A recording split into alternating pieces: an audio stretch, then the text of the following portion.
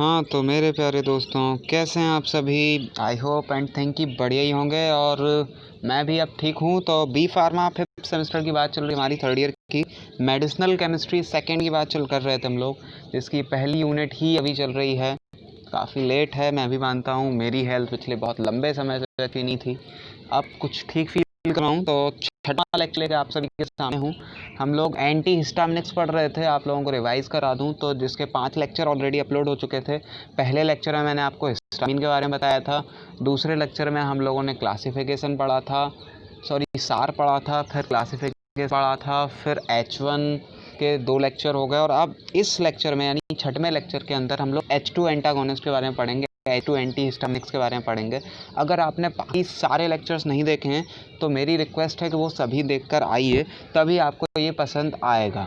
पढ़ना तो मुश्किल ही है कि कुछ समझ आए, ठीक है? क्योंकि मैं पढ़ाऊँगा फ्लो में, टाइम थोड़ा सा कम है मेरे पास भी और आपके पास भी, क्योंकि सितंबर का लगभग मंथ निकल चुका है। 26 है आज मैं वीडियो बना रहा हूँ, कल अपलोड या परसों होगा, 27 को अपलोड होगा मान लीजिए।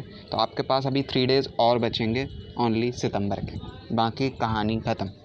तो अब मैं फास्ट पढ़ाऊँगा थोड़ा सा। चलिए स्टार्ट करते हैं हम लोग। H2 एंटागोनिस्ट या H2 एंटाहिस्टामिनिक्स, ठीक है? ये हम लोगों को पढ़ना है। इन्हें एंटी सेक्रेटरी भी बोलते हैं। अब थोड़ी देर में मैं बताऊंगा कि इन्हें एंटी सेक्रेटरी क्यों बोलते हैं। जैसे H1 को क्लासिकल बोलते थे वैसे ही। तो H2 blocker are a group of medicine that block the action of histamine at H2 receptor present in the stomach. ये स्टोमच में ब्लॉक करता है। आप लोगों को एक चीज़ पता होगी, एक डिजीज़ होती है जिसमें क्या होता है, ज़्यादा पेप्टिक जो है, पेप्टिक अल्सर डिजीज़ होती है। मींस आपका पेट स्टोमच के अंदर HCl निकलता है, ये बात तो आपको पता है। लेकिन ये HCl जो है कब निकलता है? ये तब निकलता है, या ये पेप्टिक जूस तब निकलता है जब आप खाना खा लेते हैं। बट अगर वो ऐसे ही एक्सेस निकलता रहे, HCl निकलता रहे तो क्या होगा? फिर वो आपके ही जो स्टोमच है उसको खाने लगेगा, उसकी लेयर पे अल्सर्स पड़ जाएंगे, उसे बोलते हैं पेप्टिक अल्सर डिजीज़। तो ये H2 एंटीहिस्टामिनिक्स जो होते हैं ये इसीलिए यूज़ किए जाते हैं कि अगर कभी एक्सेस पेप्टिक जूस निकलने लगे, ये HCl निकलने लगे, तो इसको ब्लॉक किया जा सके, ठीक है? इसीलिए इसको एंटी सेक्रेटरी बोलते हैं। The decrease the production of acid in stomach, जो पेप्टिक जूस निकलता है। एक छोटा सा पेप्टिक जूस जो है वो कोई स्पेसिफिक टर्म नहीं है, वो मैंने बोला हुआ है इसलिए। Therefore these drugs are used in treatment of gastric and duodenal ulcer. Means ये पेप्टिक अल्सर में यूज़ होता है। Except cimetidine, all H2 antagonist are well tolerated and have common side effect like hypotension, headache, diarrhoea, constipation, dizziness and tiredness. The H2 blocker reduce the volume of gastric juice secreted and hydrogen ion concentration of gastric juice। या तो ये gastric juice, peptic juice जैसे मैं बोल रहा हूँ, peptic ulcer cause कर रहे हैं, इसीलिए मैं पेप्टिक जूस टर्म यूज़ करता हूँ। ये टर्म किसी भी बुक का टर्म नहीं है, ये मेरा टर्म है, ठीक है? तो गैस्ट्रिक जूस को क्या करते हैं, ये इन्वर्ट करते हैं उसके सेक्रेशन को, इसीलिए बोलते हैं एंटी सेक्रेटरी। या फिर उसमें हाइड्रोजन की कंसनट्रेशन को कम करते हैं, मीन्स उसका एसिडिक जो ज़्यादा हाईली कंसनट्रेटेड एसिडिक है वो कम एसिडिक हो जाए। जैसे जैसे हाइड्रोजन की कंसनट्रेशन कम होती है, आपको पता है कि एसिडिक नेचर कम हो जाता है। अब बात करते हैं सार ऑफ H2 एंटागोनिस्ट। वहाँ जो हम लोगों ने पढ़ा था वो था सार ऑफ H1 एंटागोनिस्ट, ठीक है? अब H2 आ गया तो कुछ मॉडिफिकेशंस होंगे, तो इन्हीं मॉडिफिकेशन को हम लोग चेंज कर देंगे यहाँ पे। The initially modification in histamine structure result H2 anti histaminics. Means जो हिस्टामिन का स्ट्रक्चर है उसी में अगर हम लोग थोड़े बहुत चेंजेस करें, जो मैंने यहाँ बनाया हुआ है वो हिस्टामिन का ही बेसिक स्ट्रक्चर से मैच खाता हुआ स्ट्रक्चर है, इसमें हम लोग चेंजेस करेंगे। क्योंकि बाइंड कहाँ करना है? H2 रिसेप्टर पे बाइंड करना है, मीनिंग हिस्टामिन के रिसेप्टर पे बाइंड करना है। तो हिस्टामिन जैसा होगा तभी तो हिस्टामिन के रिसेप्टर बाइंड करेगा। आपको अगर कोई ताला खोलना है तो उसी जैसी चाबी लगाएंगे तभी तो वो ताला खुलेगा। और ताला चाबी कॉन्सेप्ट, लॉक की कॉन्सेप्ट ही तो चलता है रिसेप्टर और ड्रग वाले, या रिसेप्टर और एगोनिस्ट एंटागोनिस्ट की थ्योरी के लिए, ठीक है? मैंने पढ़ाया हुआ है ये भी।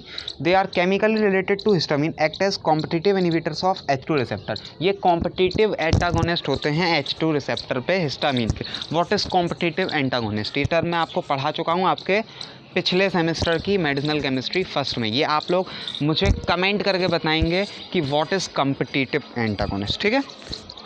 तो वैसे भी टर्म से ही पता है, कॉम्पिटिटिव माने जो कंपटीशन कर रहा होगा, लेकिन फिर भी आप लोग बताइएगा एक बार, छोटा सा एक कमेंट करिएगा, मुझे भी अच्छा लगेगा कि हाँ लोग देख रहे हैं, लोग ध्यान दे रहे हैं।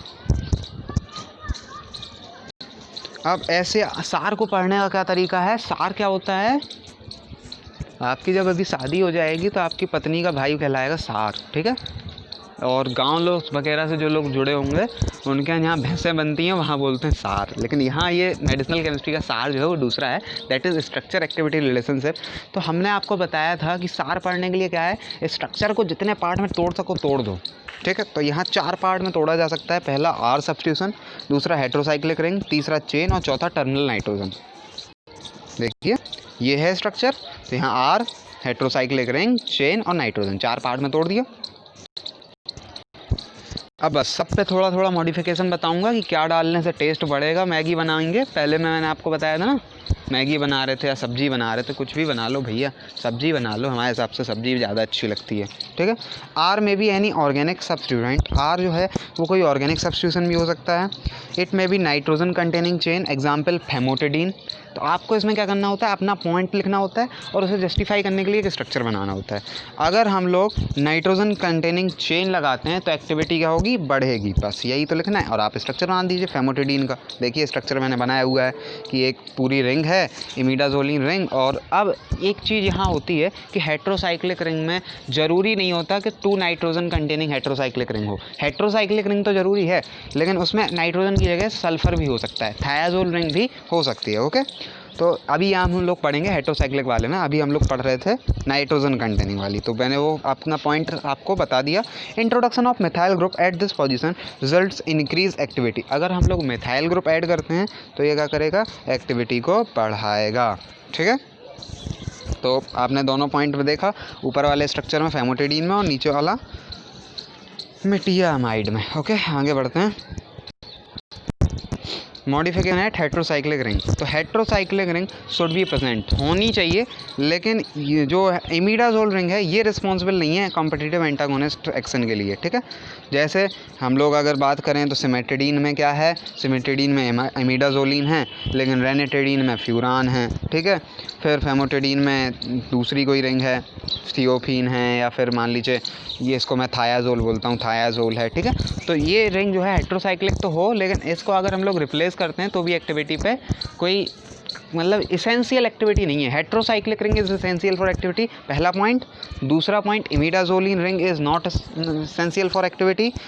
तीसरा point, imidazole ring can be replace with thiazole ring, thiophene ring, furan ring, ठीक है। बस इतने दो बहुत हैं पॉइंट्स यार, 4 पॉइंट बहुत हैं, और आप 2-4 स्ट्रक्चर बना दीजिएगा, हो गया ये काम। Next, modification at chain. Chain gives polarity to the drug, separation of ring with minimum 4 carbon chain, ठीक है। तो इज़ एसेंशियल फॉर एक्टिविटी, ये आपका एक पॉइंट हो जाएगा कि separation of ring with minimum 4 carbon chain is essential for activity. Example is cimetidine and ranitidine, दोनों के स्ट्रक्चर बना लीजिएगा, कहानी ख़त्म।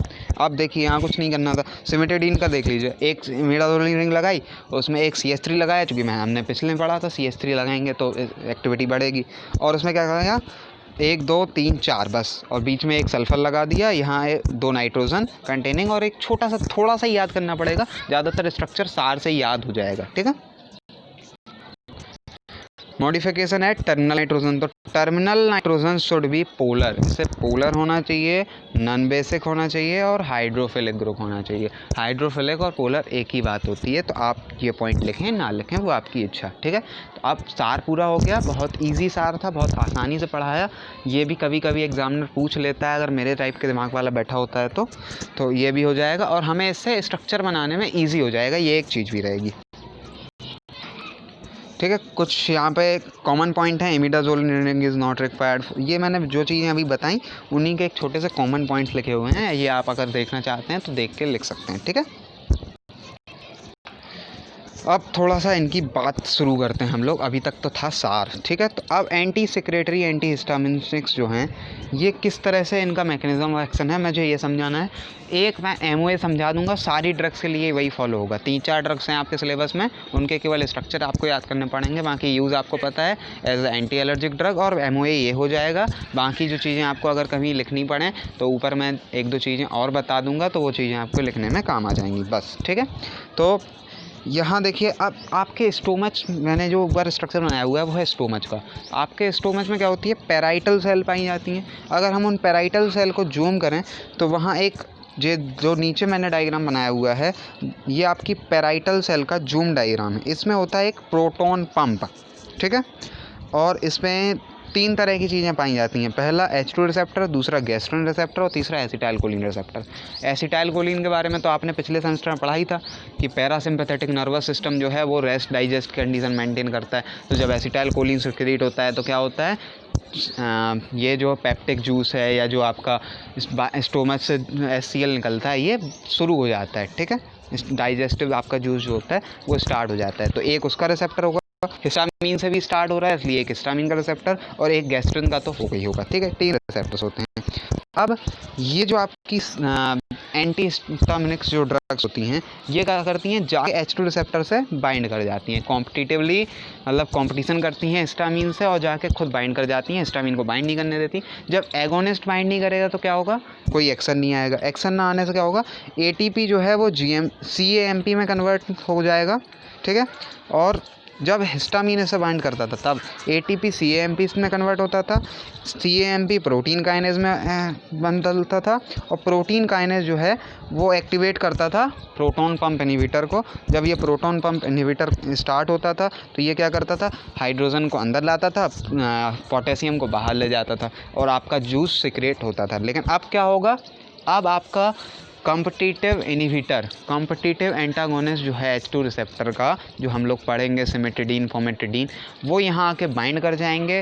बाइंड करने से क्या होगा, ना तो ATP CAMP में बदलेगा, ना CAMP प्रोटीन काइनेज में बदलेगा, और ना प्रोटीन काइनेज प्रोटॉन पंप को एक्टिव करेगा। तो आपका जो बाइल जूस सिक्रेट हो रहा था, जो गैस्ट्रिक जूस सिक्रेट हो रहा था, वो ख़त्म हो जाएगा, वो सिक्रेट नहीं होगा, ठीक है। और यही तो हमारी प्रॉब्लम थी, प्रॉब्लम सॉल्व। बेसिक अब MOA जो मैंने आपको समझाया वो यहाँ लिखा हुआ है words to words. H2 antagonist are also called anti secretory anti histaminics drugs because they reduce the secretion of gastric HCl inside the stomach. पहली line, inside the stomach wall parietal cell was present and the parietal cell secrete the HCl with the help of proton pump. Proton pump की help से HCl secrete करता है। In the parietal cell 3 types of receptor are present, that is H2 receptor, gastrin receptor and acetylcholine या cholinergic receptor, ठीक है। ये जो चीज़ें ऊपर मैंने आपको बताई थी वही यहाँ पर पूरी थ्योरी लिखी हुई है। In H2 receptor, when histamine is bind, it convert the ATP into CAMPs, and this CAMP activate the protein kinase enzyme that activate the proton pump. And when the proton pump activates, the HCl secretion increase inside the stomach, ठीक है। बस जो मैंने वहाँ आपको बात बताई थी वही यहाँ लिखी हुई है। When gastrin and acetylcholine also bind with the parietal cell receptor, then it also activate the proton pump। जब ये दोनों भी बाइंड करेंगे तो ये दोनों भी यही काम करेंगे। When H2 antihistaminic drug or anti-secretory drug are given, then it block the H2 receptor, and when H2 receptor is blocked, then there is no activation of proton pump, so the secretion of HCl is reduced। जो मैंने वहाँ चीज़ें बताई वही चीज़ें यहाँ लिखी हुई हैं। आप इसको देख के इसके स्क्रीनशॉट लेके या मैं जो बोल रहा हूँ इसको पढ़ के सुन के आराम से अपने नोट्स बना सकते हैं। समझा मैंने आपको दिया ही है। The enterochromaffin cell which is present inside the stomach, they also produce histamine chemical, but the H2 antagonist drug also blocks the enterochromaffin cells and stop the secretion of unnecessary histamine, so the secretion of gastric HCl is reduced। तो ये एक और cell भी होती है parietal cell के अलावा, एंट्रोक्रोमेफिन cell, तो इसे भी ब्लॉक करता है एंटी हिस्टामिनिक ड्रग जो हमारी होती हैं। तो इससे क्या होता है, जो हमारे पेप्टिक अल्सर डिजीज़ हो रही थी वो पेप्टिक अल्सर डिजीज़ सही हो जाएगी। अब पेप्टिक अल्सर डिजीज़ जो है वो आपने पैथोफिजी में पढ़ी हुई है, तो मैं उसको फिर से नहीं आपको एक्सप्लेन कर रहा हूँ क्योंकि वो आप पैथो में पढ़ के आए हैं। और अब आपको पैथो नहीं पढ़ा रहा हूँ, मैं आपको मेडिकैम पढ़ा रहा हूँ, और मेडिकैम में आपको जो ज़रूरत है वो मैंने आपको पढ़ा दिया। अब बात करते हैं कुछ ड्रग्स की, उनके यूजेस की और उनके स्ट्रक्चर की। तो ये दैट इज़ रेनिटेडीन। रेनिटेडीन में क्या है, इमिडाजोलिन रिंग नहीं है, फ्यूरान रिंग है, ठीक है। मैंने ऊपर आपको सार में भी ये दिखाया था स्ट्रक्चर। तो CH2S CH2 CH2 NH C NH CH3 double bond CH NO2, और इस पे क्या सब्स्टिट्यूशन है, नाइट्रोजन कंटेनिंग रिंग है R की जगह। बस ये याद रखिए कि हेट्रोसाइक्लिक रिंग फ्यूरान है, जो R है उस पर NCH2 CH3 CH3 है, और 4 मॉलिक्यूल होने थे, 4 में से 3 कार्बन है, एक सल्फ़र है और फाइनल जो हमारा है वो आप थोड़ा सा याद रख लीजिए। कहानी ख़त्म, हो गया स्ट्रक्चर याद। इसके यूजेस की बात करें, use in the condition of chlorhydria, hyper chlorhydria के केस में, हाइपर मीन्स ज़्यादा हो जाता है तब यूज़ किया जाता है। Use in the stomach, use in the treatment of stomach duodenum ulcer यानी पेप्टिक अल्सर के केस में, और एसिडिटी के केस में। बहुत सारे पर्सन एसिडिटी से भी परेशान होते हैं जिन्हें एसिडिक डकारें भी आती रहती हैं, ठीक है।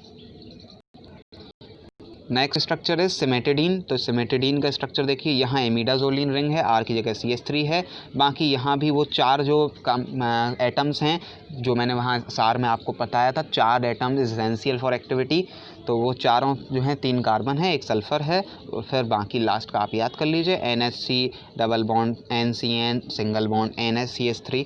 ये भी वही हाइपर क्लोरहाइड्रिया के केस में, peptic ulcer, gastric duodenum ulcer के केस में यूज़ होता है। इनहिबिशन ऑफ गैस्ट्रिक जूस ये इनहिबिट करता है, मैंने बताया कैसे इनहिबिट करता है। तो अब अगर मान लीजिए इन ड्रग्स के बारे में पूछता है 2 मार्क्स 4 मार्क्स में, write the structure, uses and mechanism of action of cimetidine. तो आपको स्ट्रक्चर बनाना है, यूजेस लिखने हैं और MOA लिखना है, बस कहानी ख़त्म, मिल गए 4 नंबर। फिर फेमोटिडीन, यहाँ पे क्या है, थायाजोल रिंग है, ठीक है। एक थायाजोल मीन्स एजोल नाइट्रोजन और थाया सल्फ़र, तो नाम से ही क्लियर है। इस पे R की जगह एक नाइट्रोजन कंटेनिंग रिंग है। बाकी फिर वही है, 4 जो एटम होने चाहिए एसेंशियल एक्टिविटी, वो चारों एटम हैं।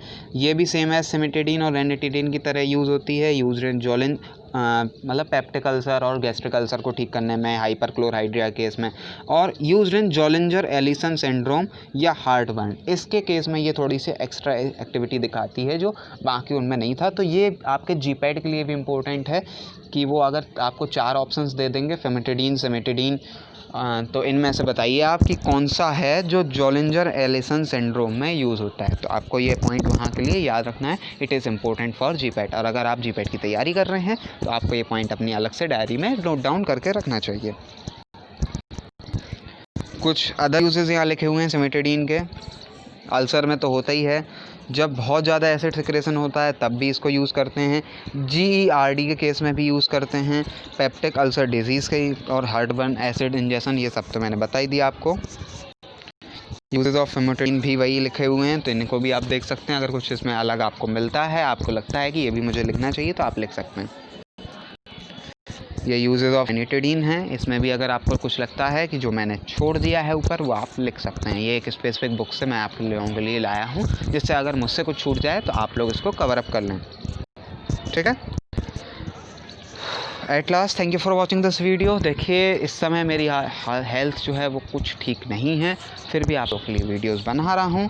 तो छोटे छोटे वीडियो बनाऊँगा। और आज हमारा ये जो एंटी हिस्टामिनिक्स वाला था वो लगभग ख़त्म हो गया। एक गैस्ट्रिक प्रोटॉन पंप इनहिबिटर बचा है, जो मैं एक लेक्चर और लाऊंगा, उसके अंदर वो ख़त्म कर दूंगा। फिर हम लोग एंटी नियोप्लास्टिक एजेंट शुरू करेंगे। बड़ी यूनिट है, 2-3 पार्ट में डिवाइड है, तो मैं आपको कवर कराऊंगा। एंटी नियोप्लास्टिक बहुत बड़ी कैटेगरी है, उसको मैं पूरा कराऊंगा।